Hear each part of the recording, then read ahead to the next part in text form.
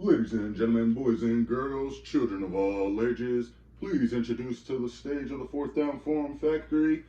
You know him as Big Vanilla, some of you know him as just Dereck, some of you know him as that guy who talks too damn much.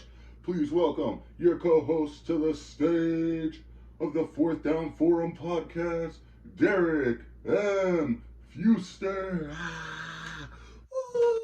Yeah, woo, woo. Love to hear it. Did I just hype myself up? Yes, I did, y'all. Hi, welcome back to the fourth installment of the Fourth Down Forum podcast. I know y'all got a couple of questions. Why am I wearing my throwback Ray Lewis jersey? Why do I have the Pro Bowl Hall of Fame helmet behind me?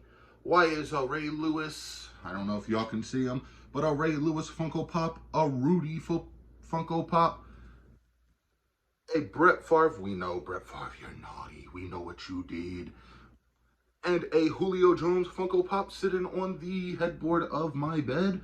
Well, I'll tell y'all, we're back to football season, y'all. Today, at the time of this recording, marks the Hall of Fame game for the NFL. And let me tell you some stuff about the Hall of Fame game tonight. What do I know? Well, what I know is it's the Packers. Nope. It's the Jets, not the Packers. It's the Jets versus the Browns. What do I know about the Jets?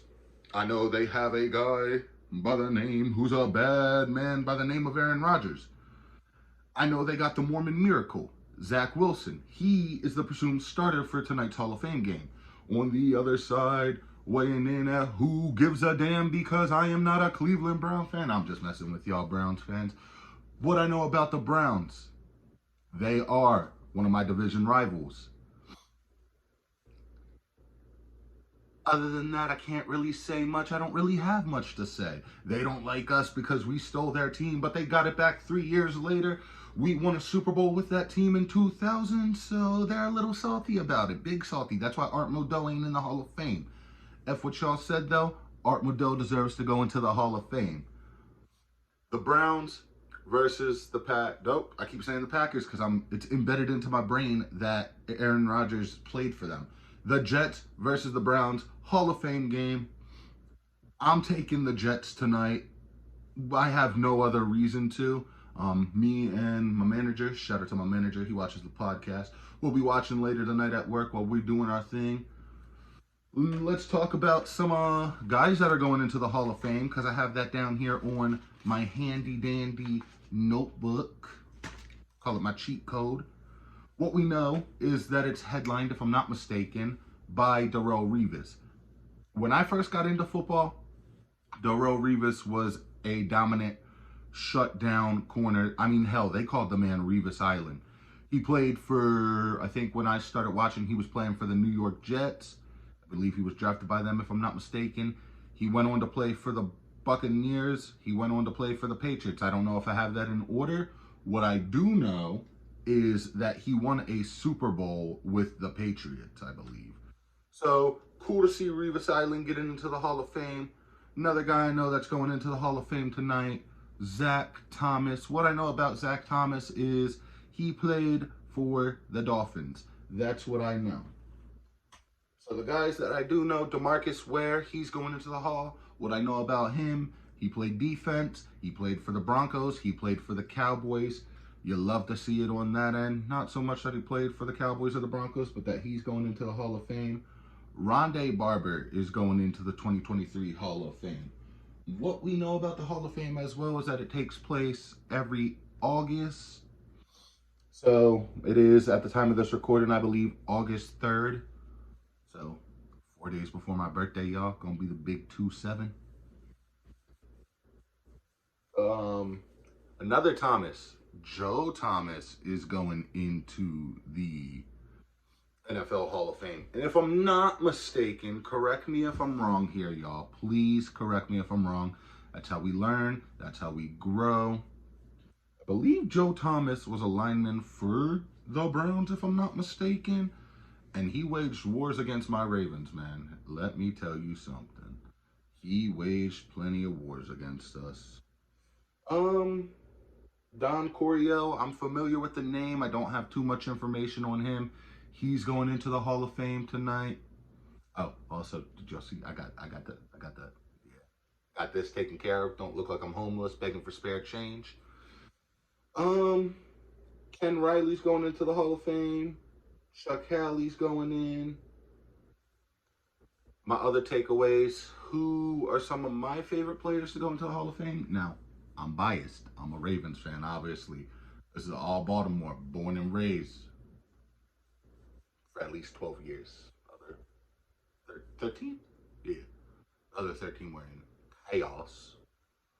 But Ogden, of course, he was our first guy inducted into the Hall of Fame.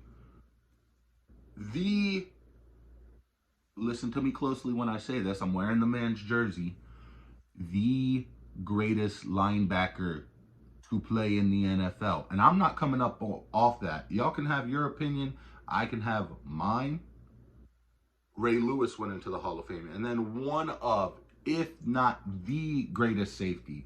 And the only reason I'm not saying the greatest for this man, there are plenty of great safeties out there, but he's definitely top 3. I'll say top 3. Ed Reed went into the Hall of Fame a few years back. Now, who are some guys I would like to see go into the Hall of Fame? I would love to see, and I think he's going to get in, T-Sizzle, Terrell Suggs. I believe he's going to go in. Marshall Yanda will go in. I think when it's all said and done, Tucker will have a spot in Canton. So those are some guys I would definitely like to see get into the NFL Hall of Fame. What else do we know about the Hall of Fame? The NFL Hall of Fame game kicks off the preseason, which, hey, football is that much closer. Real football, man, I'm talking. College, NFL, high school. Because for those of y'all that don't know, Texas is the 3 deities of Texas, I would say, are football, barbecue, and there's some other thing that I can't think of off the top of my head. Sweet tea. Let's go with sweet tea, because I love me some damn sweet tea. If it sounds like I'm ranting and energetic, I haven't been in front of a camera for a while, so I am. Do apologize for not recording an episode the previous week. Like I said, we were celebrating my mom's birthday, had those festivities. I had a good time. We went to the water park, floated the river, went out to dinner. It was lovely. What else can I say? I think as far as NFL coverage, that was that all I had? Or no, so what are some memorable Hall of Fame moments for y'all, I guess? Drop those in the comments. I know the Ravens, to my knowledge, again, correct me if I'm wrong, I believe the first time we played in the Hall of Fame game was Lamar Jackson's rookie year, and I believe we played the Chicago Bears. Other than that, training camp's going on. I know on my end, Zay Flowers has been really impressing, so I can't wait to see how that pans out come season. I'd imagine he would get some reps in the preseason because you want him to get his feet wet before going into an actual game. Fantasy football is coming up. Definitely y'all will be getting an episode on that because I am getting the pieces behind the scenes together now. I hit one of my boys up earlier and I was like, hey, you down to do fantasy this year? He was like, yep. So I think right now we got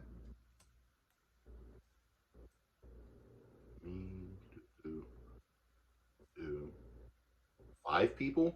And I think we're trying to do a 12-man league this year. And I'm also going to be doing another fantasy league once we get the pieces in place for that. I'm going to have to, actually, because some of y'all watch this, figure out what app we're using for our fantasy group. I know y'all said Sleeper. I'm cool with that as long as we're all in agreement. And then we need to set a date because I'm trying to get this ball rolling. Because I know most of y'all are Chargers fans, and I know most of y'all want to take Herbert, right? But I'm an agent of chaos, to quote the Joker from Batman. So, I may take your quarterback just because I can, and there's nothing you can do about it. So that said, other than that, training camp's going on. The Ravens had an open practice the other day. Want to send out some prayers to Rocky Sin, because I know he went down with I believe they said he had a knee injury. I know Coach Harb said it's not severe, but hopefully he's back on the field sooner rather than later, because we are relatively thin at the cornerback position. And it seems the more things change, the more they stay the same. And with the Baltimore Ravens, no matter how much quarter depth we have, it's never enough. I know one of my Twitter followers the other day, he tweeted out, he was like, would you give up a first for the Packers corner, Jair Alexander? And I was like, without hesitation, I'm doing that. But our fan base, for some reason, and I'm not throwing shade at our fan base, I'm just saying I don't understand the concept behind it. Why we hold on to first round picks and cherish them like that? For a corner of his caliber, to pair him with Marlon Humphreys, to pair him with Rocky Sin, to pair him with Pepe Williams. There's that corner we got from the Steelers whose name I don't quite know yet. I would take that over a guy who we're not even sure is going to pan out. I mean, look where Hollywood is. He's in Arizona now because he was unsatisfied playing for us. There's other first round picks. Hayden Hurst isn't even on our team anymore, so it's not always a guarantee that that pick is going to work out for your team. So to get a starting caliber player, hey, I'm all for it. Outside of that, though, let's talk some baseball. I know the Orioles, they tried making some trades. The big thing I have from trade deadline: the Astros reunited with an old friend. I know y'all aren't going to want to hear this. I know not everybody's an Astros fan. Hey, that's okay. But they reunited with Justin Verlander. I believe they traded the Mets for him. Speaking of old friends, though, at the time of this recording, I'm not too sure if he signed with anybody. I'm going to check off my phone and see if he did once I get off of here.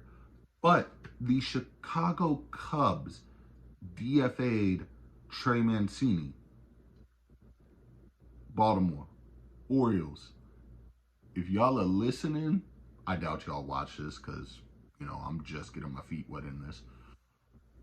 Re-sign Trey Mancini. He deserves a shot at a World Series with us. I know he got one with the Astros. I'm not too happy about that. I'm still kind of salty that y'all traded him last year because I was at work, right? I'm sitting there. I'm like, cool, trade deadline pass, da-da-da-da-da. Mancini's safe. 5 seconds later, alert comes in that he got traded. Broke my heart. Broke it. You can restore it just a little bit. Other than that, y'all, let's talk SummerSlam, because I was going to break this up into 2 episodes, but then I realized I want to show off my hat collection on the next episode. And I know I told y'all that was going to be the next episode I did. I stretched the truth just a little bit. Just a little bit. Because the next episode that we do, Pinky Promise, and for those of you who don't know, I take Pinky Promises very seriously. Me and my niece still abide by Pinky Promises. So the next episode, because I am going to put this out, what's today? Thursday? So hopefully I can have this out by tonight. If not tonight, this will be uploaded Friday. And then you'll get the Collection of Hats episode on Monday. Yeah, on Monday. So, let's talk SummerSlam predictions. That's why, I don't know if you can see them behind me, that's why you got the American Nightmare Cody Rhodes pop there. And if you're not a fan of that one, give me just 1 second, I'll be right back with y'all. I do have the New Japan Pro Wrestling Cody Rhodes Funko Pop. But wait, there's more. Paired right next to him is the American Dream, Dusty Rhodes. So why are these relevant to this podcast episode? Well, give me just a second and I'll explain that to you. And down goes the king. So the reason those are relevant and why I showed those, I said I wanted to cover more wrestling in this podcast. And that's what we're going to do, because also this weekend is not just the Hall of Fame game tonight, but Saturday is SummerSlam in Detroit. And we got a match card.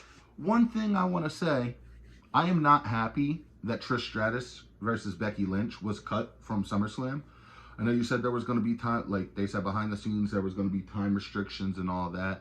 It's a bullshit excuse and a reason to not give those women the time and the spot that they deserve and that they earned. That said, let's get into the matches that are on the card. I know Logan Paul versus Ricochet is not rumored, it is confirmed for SummerSlam. As much as y'all don't want to hear this, give me Logan Paul. I think that's going to be the first match of the night. I think they're going to, do their thing. I think Logan Paul lost to Seth at WrestleMania. So I think he kind of needs this win more than Ricochet does, if I'm being honest. Ronda Rousey versus Shayna Baszler in an MMA rules match. I've said it before, and I will say it again. I have not been impressed with Ronda Rousey's WWE run. I think the last impressive match that she had for me was WrestleMania 35, I want to say, was when they had that triple threat match. Other than that, like, any other event she's been on since there, I really haven't cared for when she's been wrestling. That said, Ronda needs to put Shayna over. I think Ronda's on her way out of WWE and maybe going back to UFC from what I've seen. So, we'll see what happens there. The women's triple threat between Bianca Belair, Asuka, and Charlotte Flair. As much as I want to say Asuka will retain, WWE have this habit of putting the title back on Charlotte Flair. Even when, she doesn't need the damn title. So that said, as much as up here, or right here, is telling me to pick Asuka or Bianca, up here is telling me to pick Charlotte Flair. Brock Lesnar versus Cody Rhodes. I don't know about this feud, man. I do not know. Now listen, I like Brock Lesnar. I like Cody Rhodes. I don't really think this feud has done anything for either guy. It hasn't elevated Cody or, pushed the narrative of he needs to finish the story. This is part of overcoming the story, much like it did for Cena a few years back, building up to his rematch with The Rock. Because I am telling y'all right now, WrestleMania 40 is going to come around. And I'm telling you, it's going to be Roman Reigns versus Cody Rhodes. The only difference is the bloodline that he had at 39. He's not going to have any of that anymore.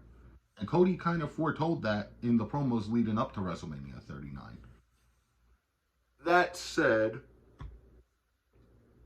I think Brock's going to go on another sabbatical like he does. He'll show back up around Survivor Series maybe, if not the Rumble.